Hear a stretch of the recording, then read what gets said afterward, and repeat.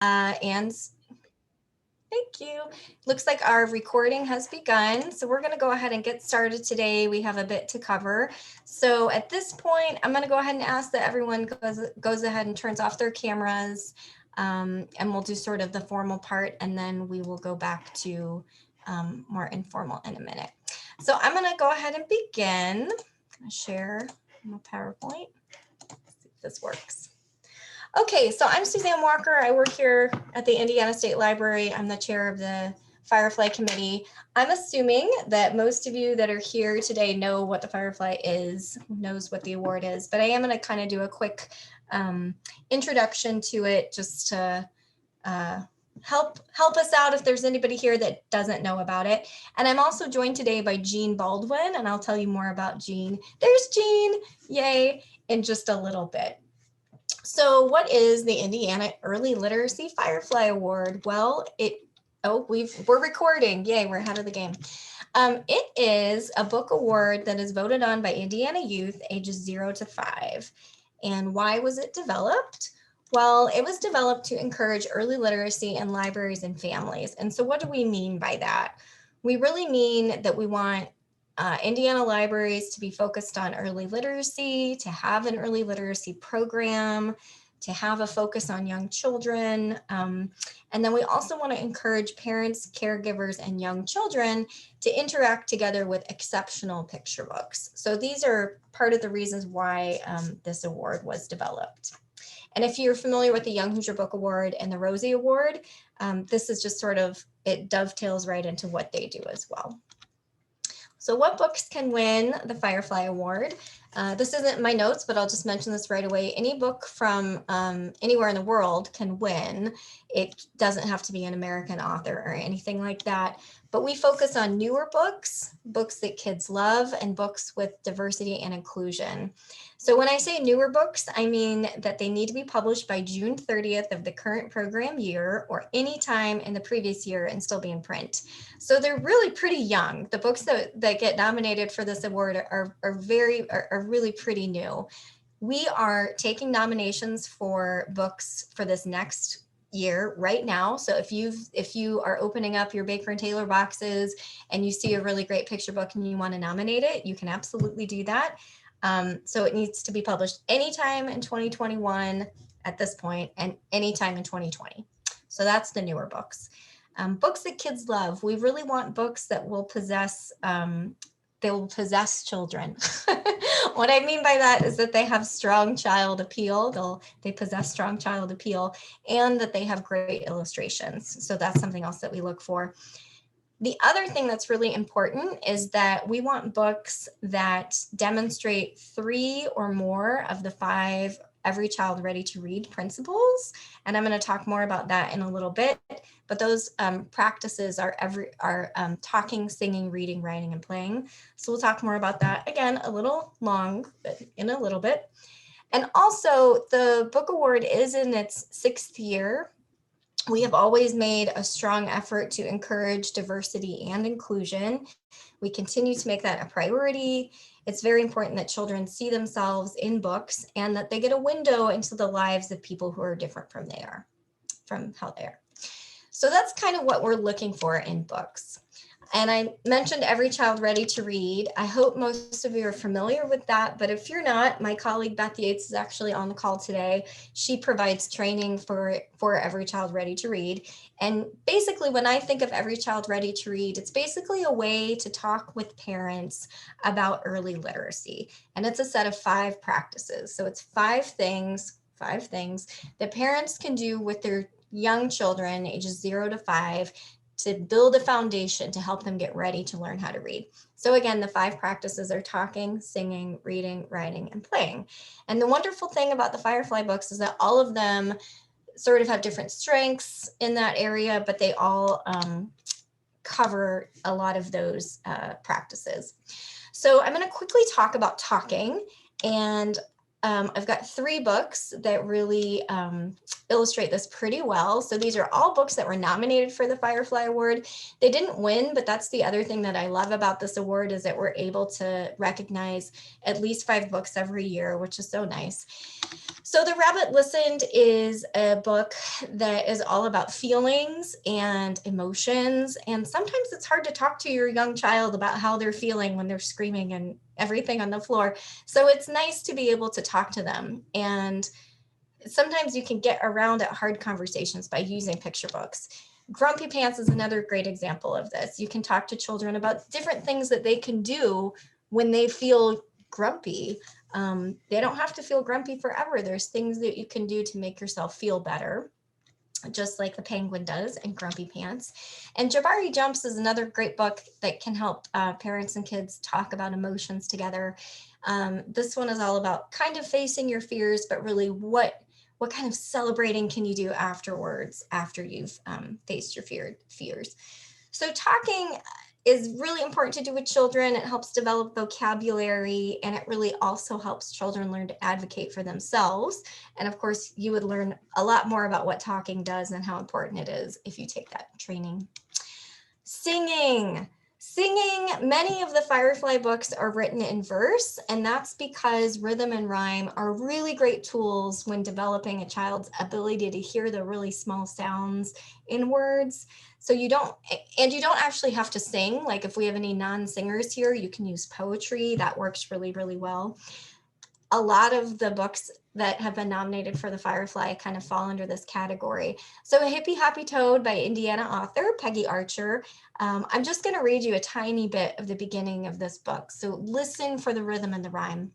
In the middle of a puddle, in the middle of a road, on a teeter-totter twig sat a teeny tiny toad. Snap went the twig, up went the toad, and he landed on a tree by the side of the road. So you can hear all the rhythm that's happening as you're reading this book. And Jean is actually going to talk a little bit about why that's important. And again, you'll learn more about that in the training. I Got the Rhythm is another beautiful picture book. It is literally about song and dance and rhythm.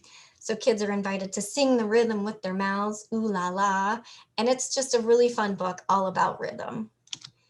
Another one that I wanted to share is Play This Book. Play This Book has lots of instruments in it, so it really encourages kids and parents to play together and to sing together. So it's just another great book that celebrates singing.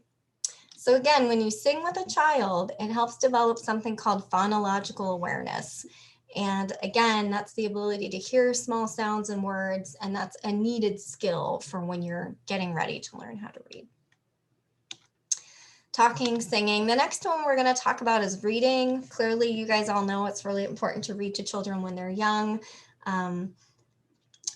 We like to focus on books that parents are going to be excited to read to their kids, also books that explore concepts so children start to understand that they can gain information from books. B is for Baby is a lovely book set in Africa that helps with letter recognition, focused on the letter B, needed for learning how to read.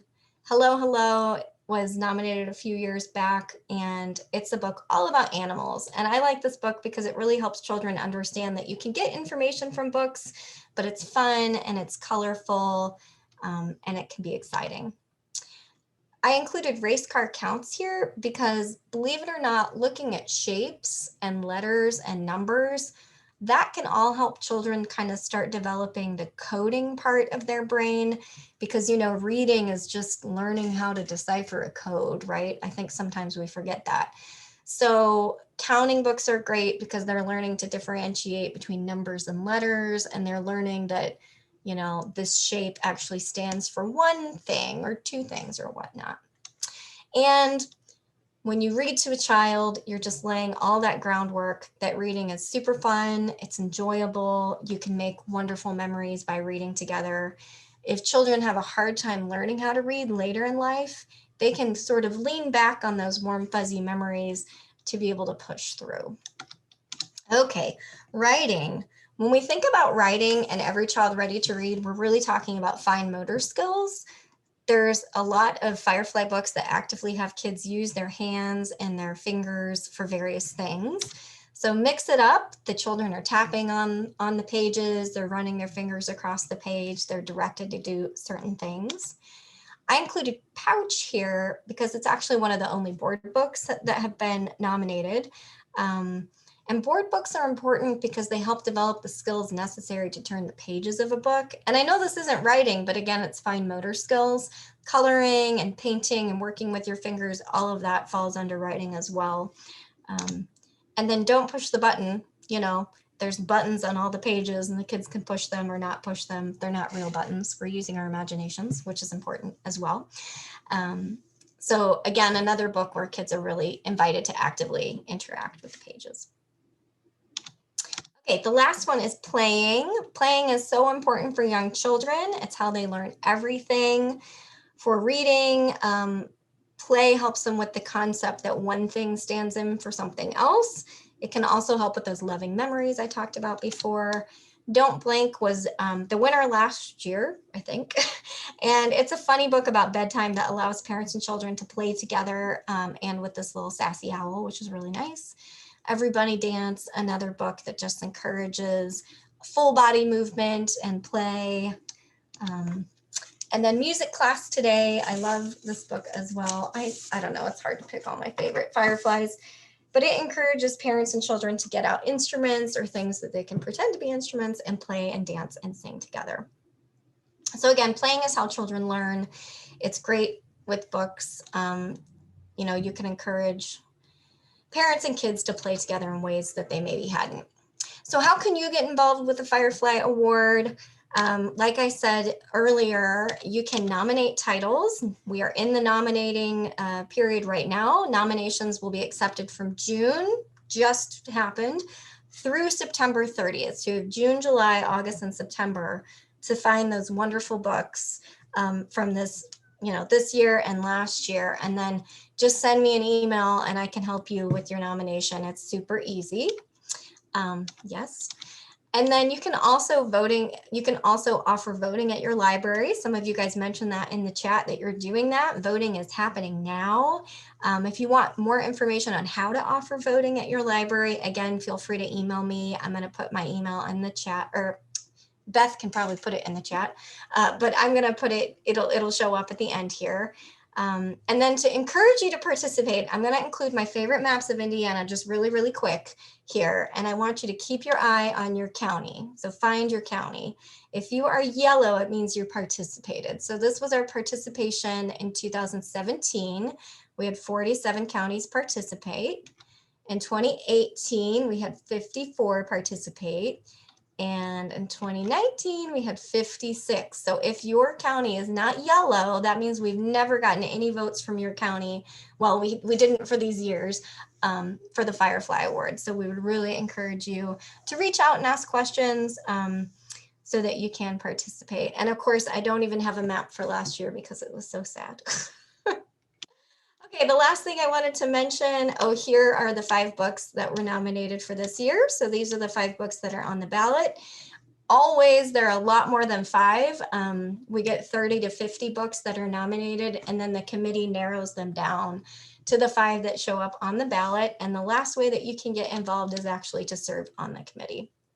If you're interested, you can let me know. We're particularly interested in committee members of color and committee members who help us with our diversity and inclusion. We want all of those different viewpoints included. We also do have committee members from 8 different geographical areas of the state. And I do tend to have a lot of people that want to serve, so you might go on a wait list, but I'm pretty good about getting back with people. And we do have turnover every year. So if you're interested, please let me know. There is my email address. I guess the last thing I'll say about serving on a committee is that if you are from a county that's never participated, we're also interested in you because we want to beef that participation up. Okay, so at this point, I'm going to go ahead and stop sharing my screen and just ask if we have any questions. Thank you so much, Beth, for putting some stuff in there. Does anybody want to chime in with a question before I turn things over to Jean? I just realized I threw her biography over onto the floor. Okay, well, I'm going to go ahead and introduce Jean, and then we'll get started on her part of the presentation.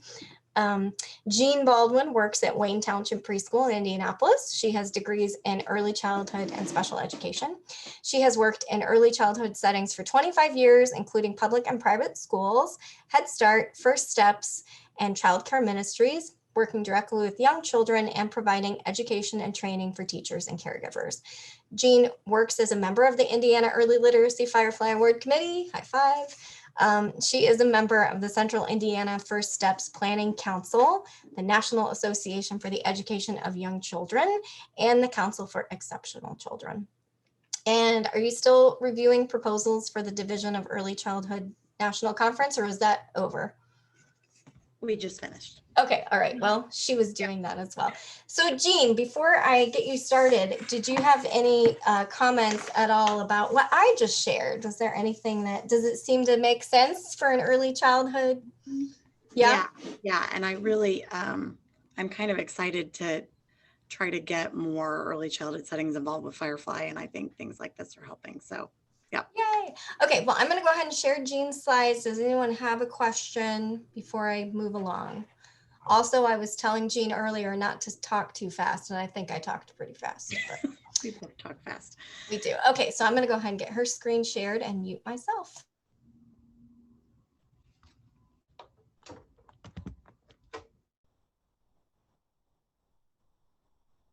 One moment, please. Of course, now I don't see it, so just a sec. Let's try this.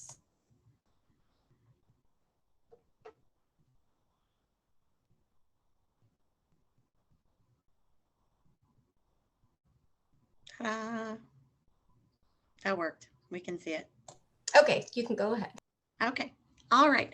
So like Suzanne said, I'm going to talk today about how the things that Every Child Ready to Read is doing and libraries can mesh with what's happening in early childhood, how they can help each other, how they can complement each other, and hopefully make each other better programs. So one thing that's going to go along with this, a big piece, is standards in early childhood. So in your first screen there, you can see old Horace Mann. He was one of the early pioneers of school reform. So school reform is a buzzword. It's good, it's bad. People have opinions about it, but it's been going on for a long time. Horace Mann was the first one to be invested in teacher education programs, in saying that children should be educated with their peers, with their grade level peers. And it's gone all the way up through now. We're in the era of No Child Left Behind and iStep and iLearn and all of those kind of things. And preschools are part of that environment now. Not everybody realizes that, but we have standards and things that we're supposed to be working on to help improve education for everybody. So all 50 states at this point have adopted standards for early childhood. So similar to like Common Core, if that's a term that you've heard and know, there are standards for preschoolers as well. There's even there are state assessments now, like iRead or iLearn or iStep, things like that you've heard of. In Indiana, it's called iSprout, and I always have to write it down for myself, the Indiana Student Performance Readiness and Observation of Understanding Tool. It's a really long word for a really cute acronym, iSprout.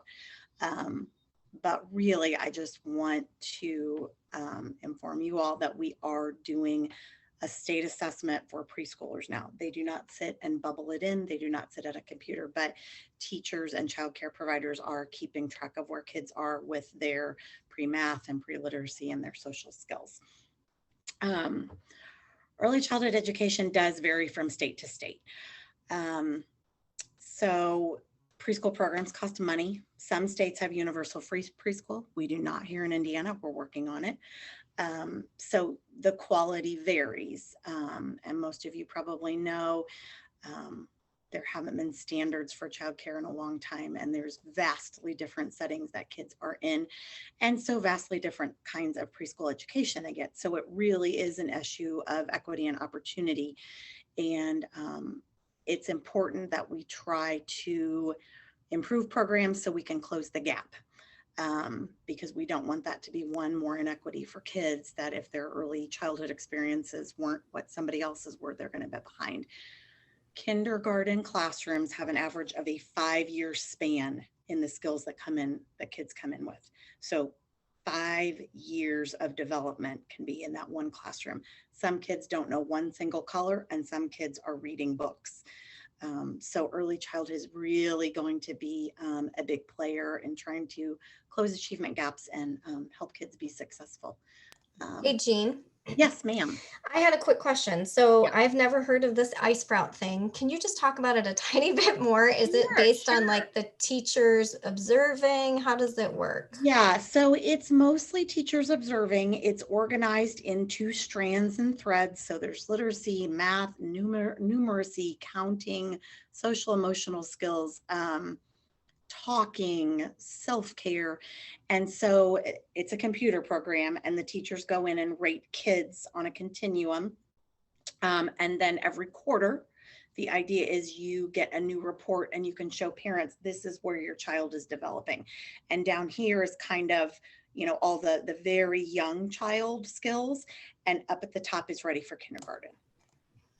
That's Yeah. so fascinating. I remember when I was in kindergarten, I remember having to go stand by my teacher's desk and like count to 100. But that's like the only thing that I remember doing at all that was like Exactly. that. Okay. Exactly. Yeah, it's pretty formalized at this point. In a good way. Very, A lot of good people have worked on it. So yeah, of course, we're very out there doing enlightening. it. We're out there Thank you. doing it. No problem. So one thing that's happened to try to organize this for early childhood programs is that some national organizations have said, okay, this is what we really think kids need. So the American Academy of Pediatrics has been on it, the Department of Education, and next slide, NACCE. So NACCE is the National Association for the Education of Young Children, much easier acronym for me to remember.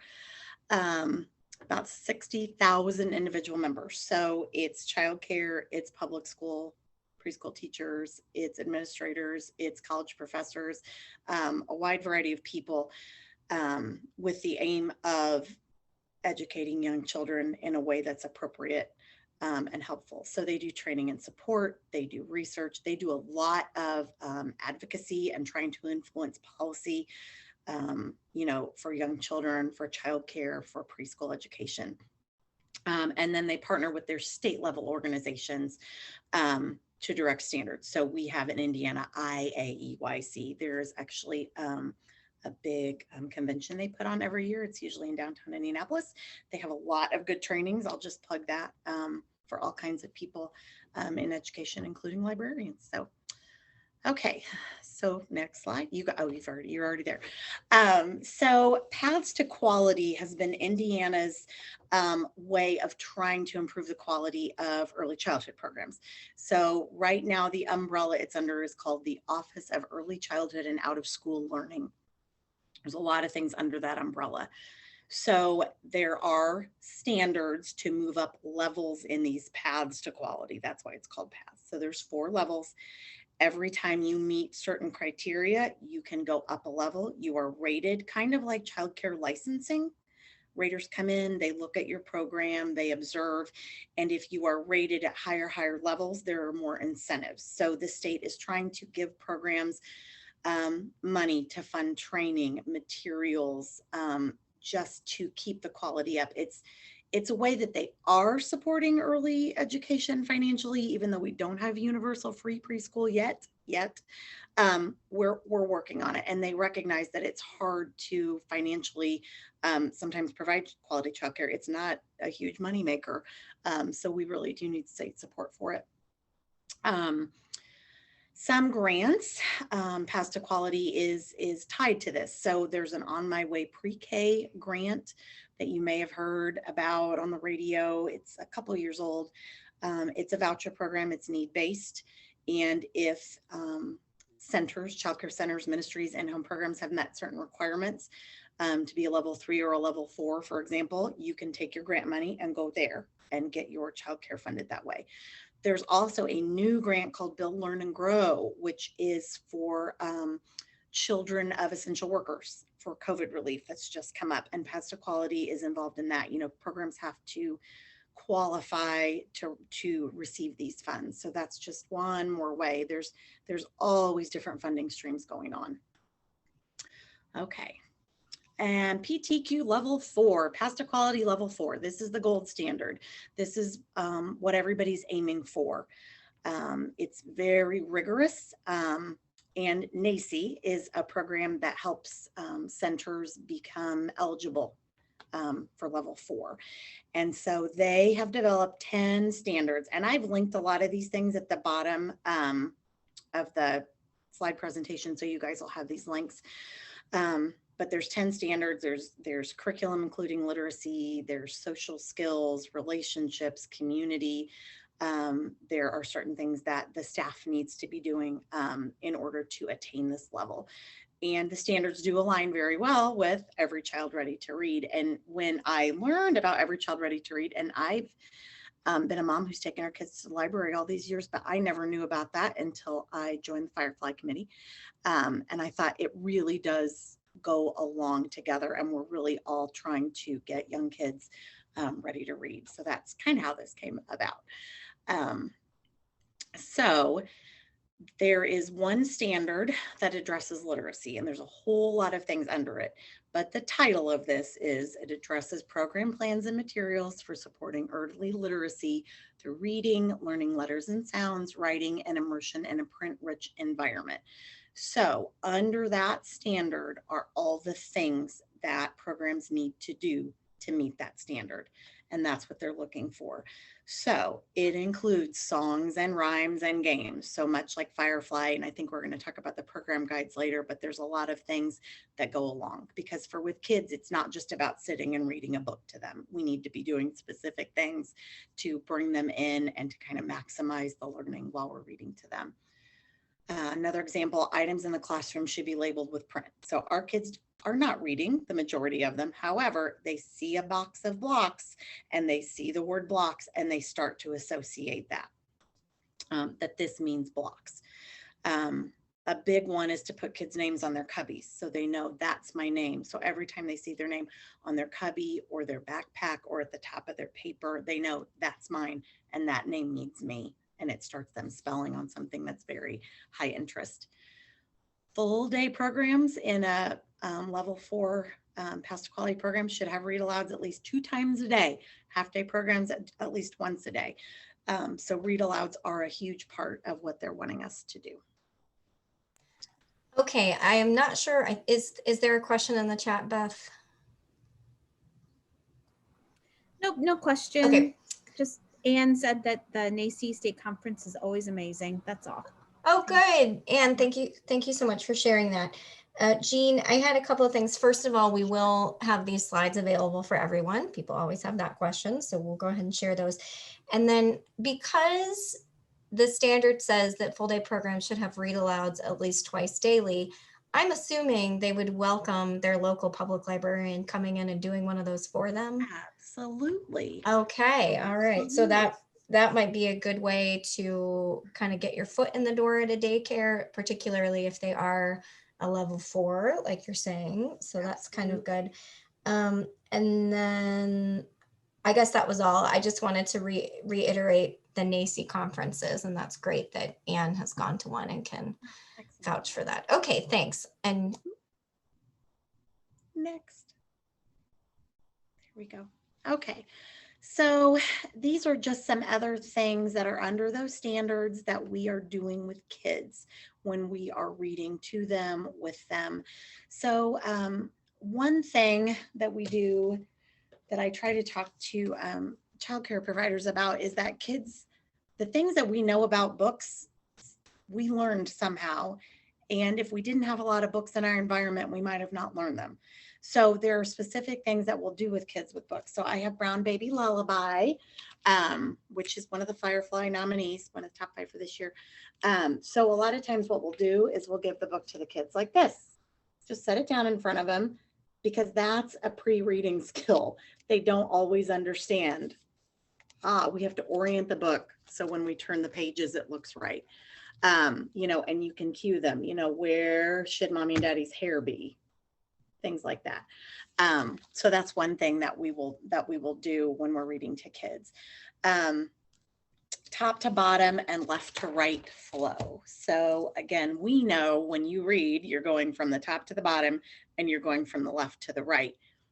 But somehow we learned that as little children. So I brought the box turtle because I think the box turtle does a fantastic job of this. So you can see you're going from the top to the bottom and the pictures are reflecting what the words are saying. I love when books do this, when the words flow to teach kids that that's what it's supposed to look like. They even have this adorable little road. And so if there's any kind of road or something that's a line, I will take my finger and trace it so they can see top to bottom, left to right. I'm going to feature all the Firefly nominees, of course. How do you dance? Which I don't know, might be my favorite this year. As you read, they can see what the kids are doing. So they're saying Mags beckons, Koyo bops, Gilda flits, and it's going down and it's going left to right. I think even when books don't do this, if adults can do this, point, first we read here, then we read here, and then we turn the page. Just helps kids get organized visually. Kids have a lot of trouble sometimes with visual attention, that they're spending a lot of time on screens. It's really, really fast. So it really helps to slow down and show them we're supposed to be reading from left to right. Phonological and phonemic awareness, which Suzanne touched on and is super, super important. So what this means is you can hear and discriminate the individual sounds of words and parts of words. So phonological awareness, I always say, is kind of like the house. So you've got dining room, you've got different parts, you've got kitchen, it's 2 syllables. And phonemes are like the den. There are 3 different sounds. It's the smaller parts, if that makes sense. Phonological is syllables, so it can be clusters of sounds. Or letters, and the phonemes are the individual sounds. So the den of the house, duh, n. So when you are reading to kids, there are certain features in kids' books that super promote that. One is singing, going along with Every Child Ready to Read. So when you sing words, you stretch them out. You're doing them in a rhythm. You might be clapping along. And so kids are able to start discriminating those different parts. And why is this important? Because if you can't hear the sounds, then you can't try to decode them when you read, and you can't figure out how to spell. It's really important for reading and spelling. So way back when you're learning to talk and you're 18 and 24 months old and 2 and 3, and you're starting to put together a sentence, you are building on spelling and writing and reading. It's really actually pretty cool that even when you're working with babies, you're teaching them to read. Another thing is symbolism. So children need to learn that things stand for other things. So it begins with, there's an empty cup. I'm going to pretend to drink out of it, even if there's no milk in it. I know it's standing for milk. And then it might go to something even more abstract, like here's a pencil. It doesn't really even look like a fork, but I'm going to pretend it's a fork. That starts realizing that BLOCKS means these blocks that are in this bucket. And when I hear words on a page and I see my teacher reading them, that's what they mean. So I don't know as you guys can see this. So white rabbit, point, they see, that's what that white rabbit means. Gray rabbit, brown dog. So the more you can point things out, the more you can break things up, it helps them start to understand the words mean something. And then with writing, I did want to say a little something about writing because I know it's part of Every Child Ready to Read. Hey, Jean, before you do that, Yep. I just wanted to talk a little bit more about things standing in for other things. Yep. I always like to talk about just play and pretend. Yes. Do you think that dovetails as well? Yes, absolutely. Absolutely. So you know that the baby doll is your baby and you're the mommy. And if you can't find that the baby doll, you can't find the baby's hat, you're going to find something, you're going to find a plate. And so that, and kids do that. And it's great. It's a higher level skill. You know, there's similar and dissimilar items, Right. Realistic props and unrealistic. And those are kind of the building blocks to then drawings mean something. Oh, and then letters mean something too. That's so fascinating. You know, I know that play is important, but I think sometimes we don't really realize that, you know, like if we have play food in our library, you know, those like plastic apples or things like that, that's actually a building block for reading. You know? It is. It's That's cool. amazing how everything just builds and builds and builds. Fantastic. And sometimes for a lot of kids, it just happens and sometimes it doesn't. And I think the more we can do things like this when they're little, the more we're going to help those kids that maybe it's not going to happen so naturally for. So Cool. Thank you. it's good. Yeah. Let's see. So writing, sometimes there's a lot of activities that have to do with, you'll read a book to a child and then you're going to draw something, like you read a book about imaginary friends and then you have them drawing. It's more symbolism.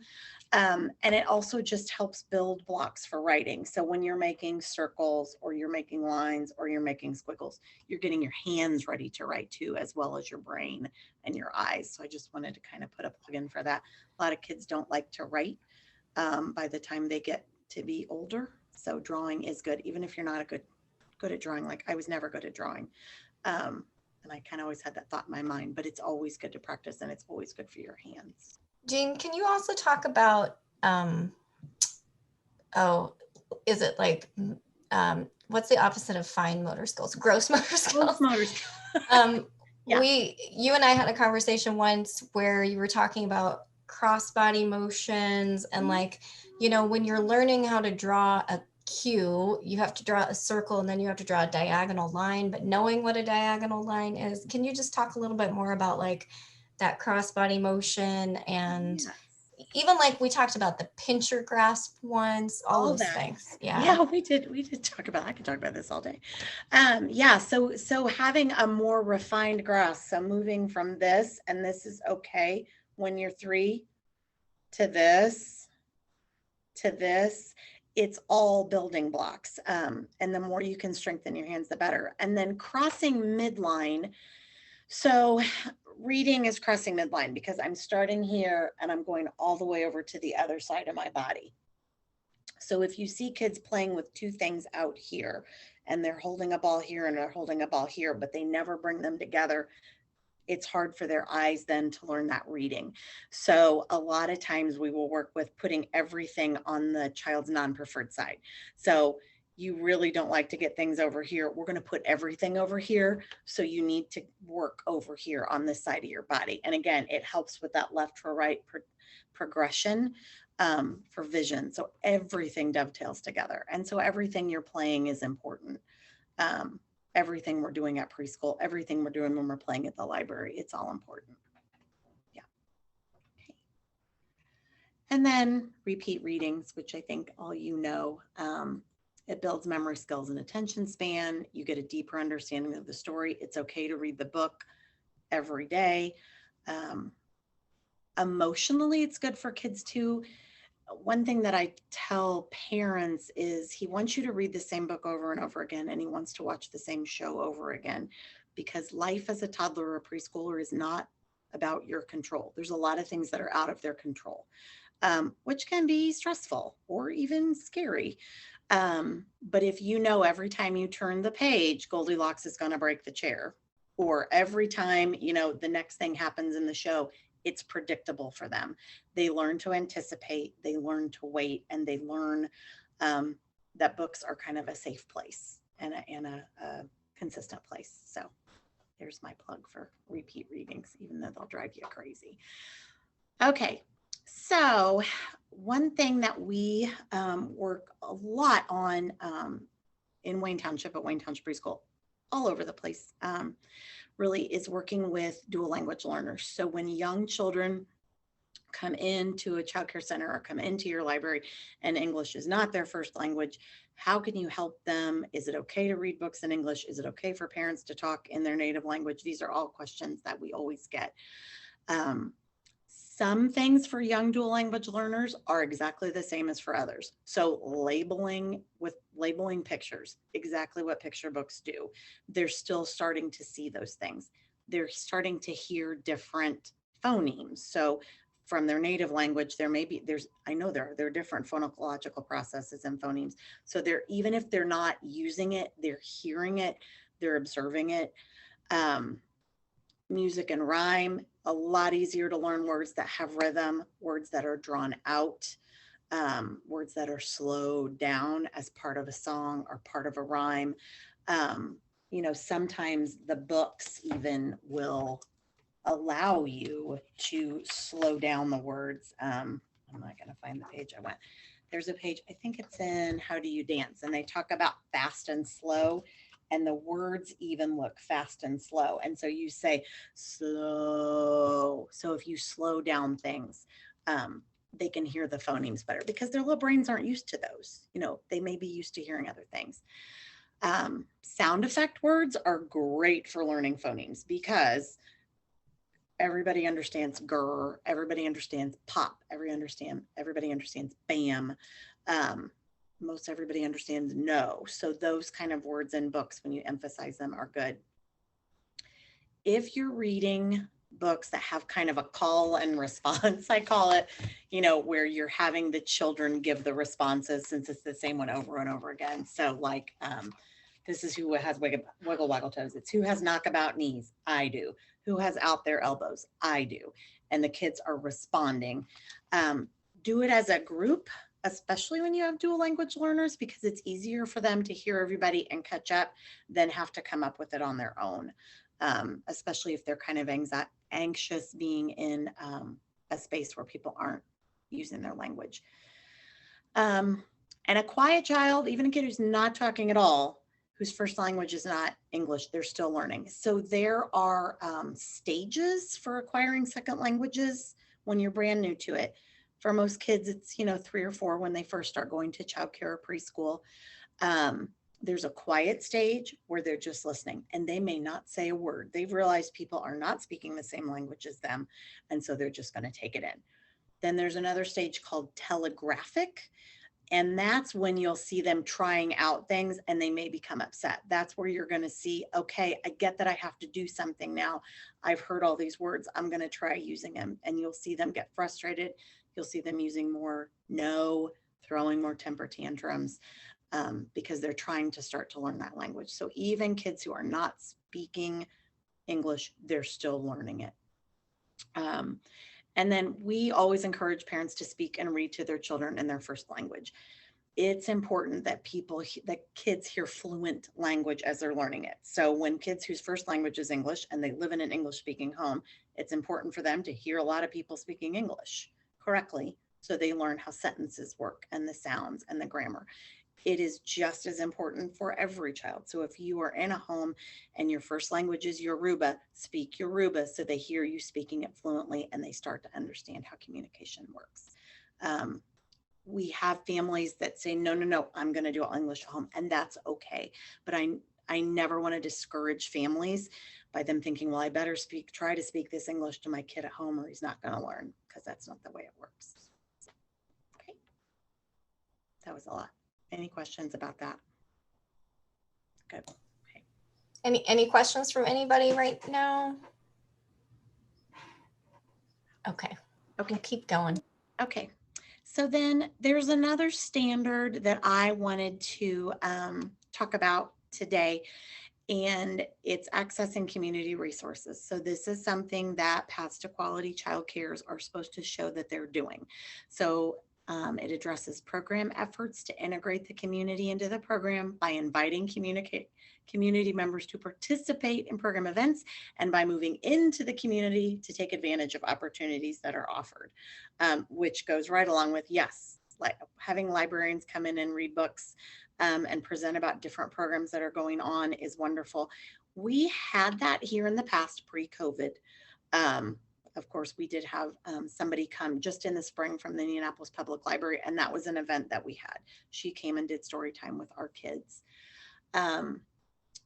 During COVID, clearly it's been harder, but especially being on the Firefly Committee, and so getting exposed to a lot of different libraries besides the ones just here in Indianapolis, it's been an amazing opportunity to connect with kids in their homes and in their childcares.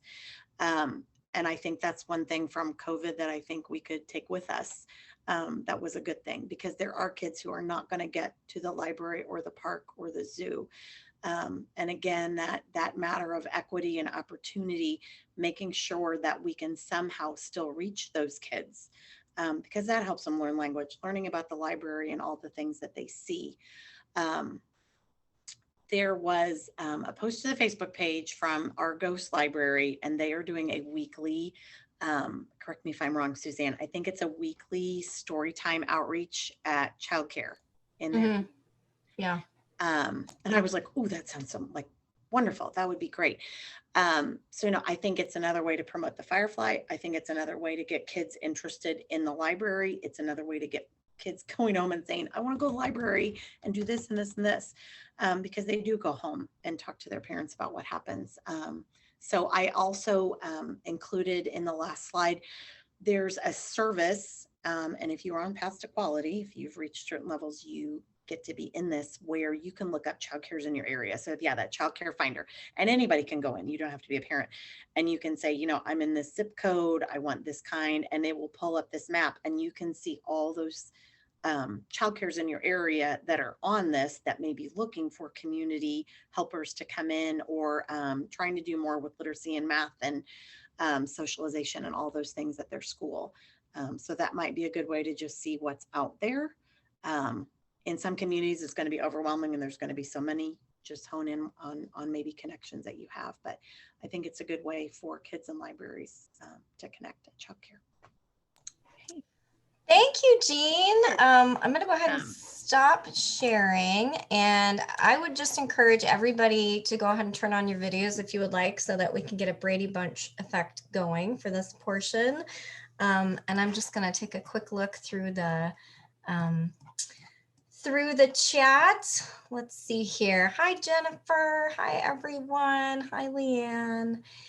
So I guess at this point, I'll just go ahead and start by asking if anyone has questions for myself or for Jean, or anything that you guys want to share about what's working in your libraries, anything at all. We've got a little bit of time here. So if anyone would like to go ahead and share anything. I'll share.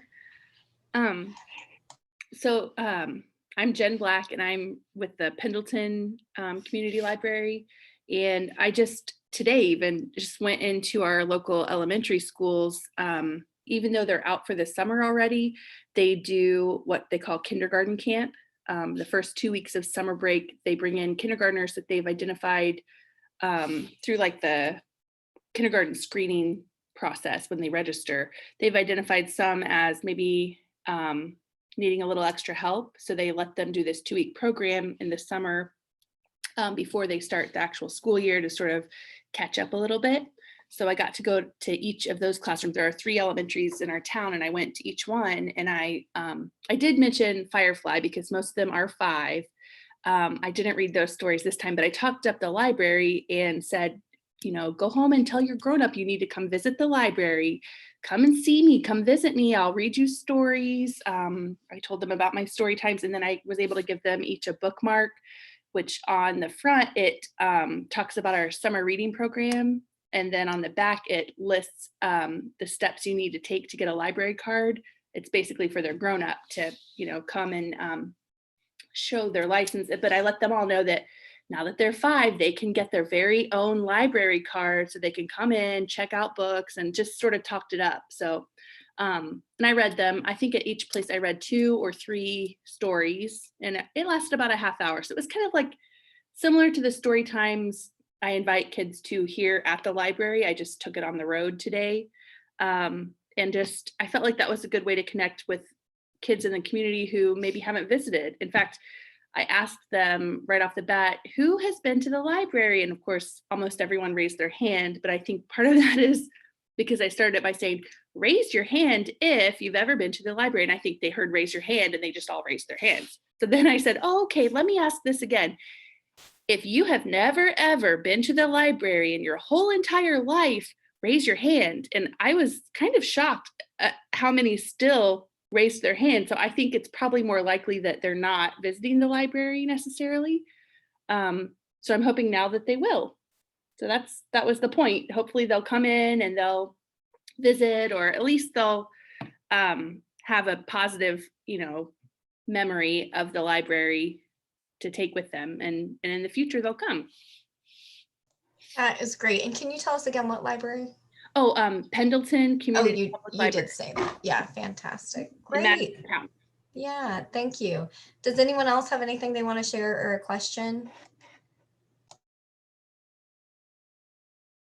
Oh, I'm going to go ahead and take care of this one in the chat. Ashley says she doesn't have audio or video.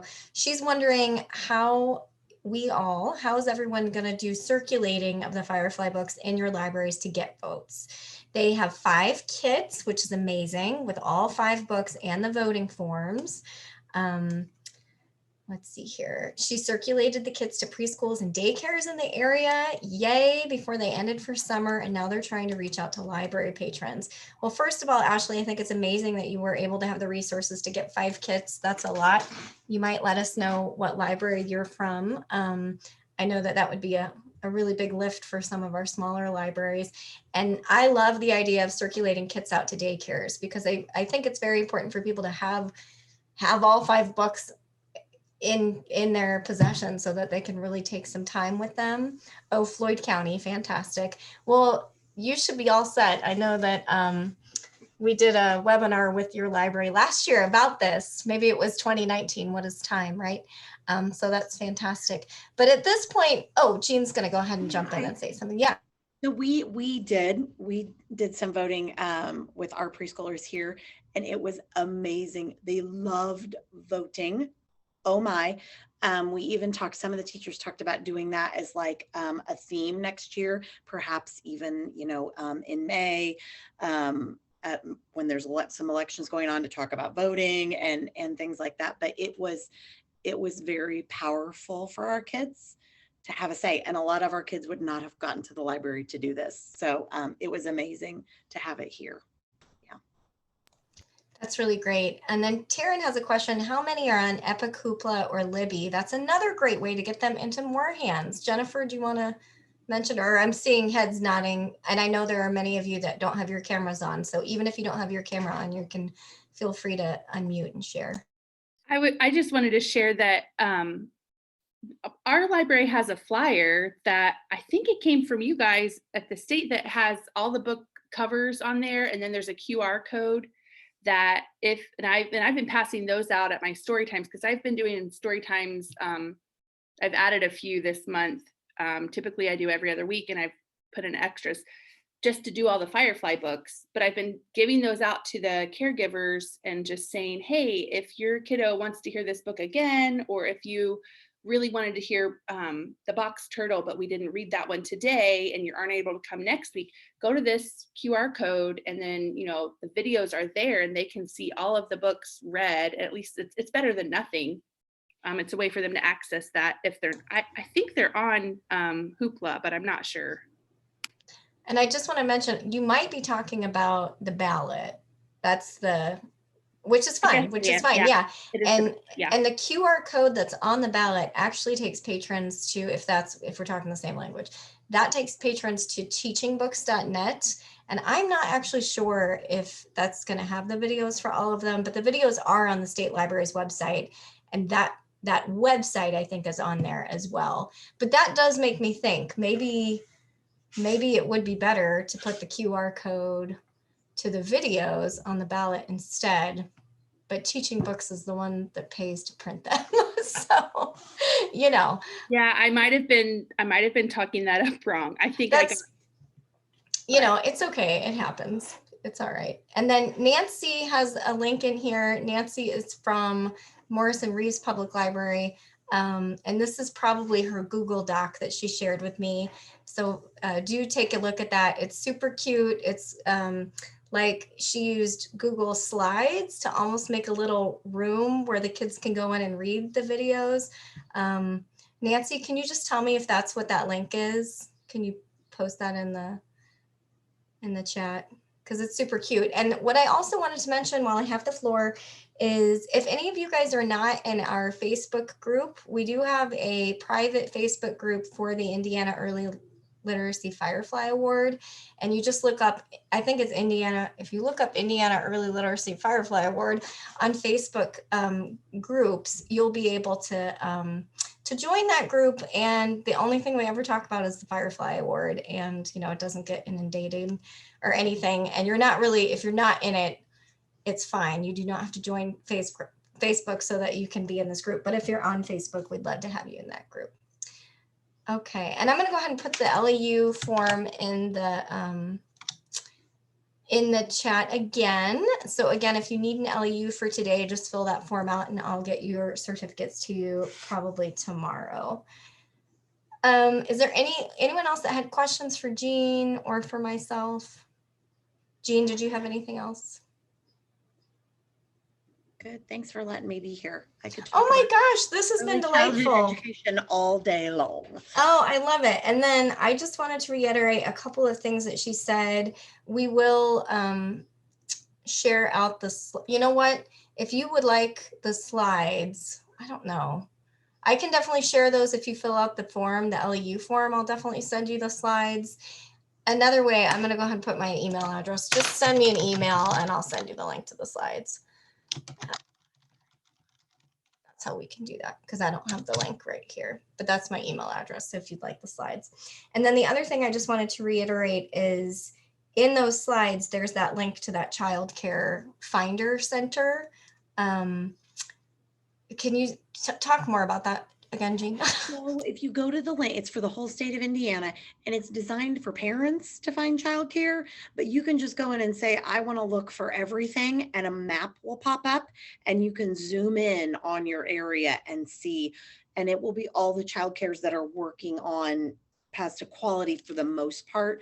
It's a way for parents to find quality childcare, but you can look there and they will have all the ones that maybe would be in your service area for your branch or your library system or whatever. Yeah, so I think that's super powerful, especially since these childcare providers really, they have there is a benefit to them to partner with you guys. You know, a lot of times I feel like when I was in a public library, all I wanted was to partner with schools and I wanted to partner with daycares. And it was always like, how do we get in there? It seemed like some magic thing. And sometimes it just takes one person. And sometimes it takes, like if you went to one of those conferences that we were talking about and meeting people, sometimes we just have to get in the same room with folks so that we've realized that we're really going towards the same goal, Well, guys, this has been so delightful. Thank you all so much for sharing everything that you shared. Are there any last thoughts from anybody? Okay, well, we are going to close up. Thank you guys so much for being here. We can stop the recording for sure. I guess I can do that.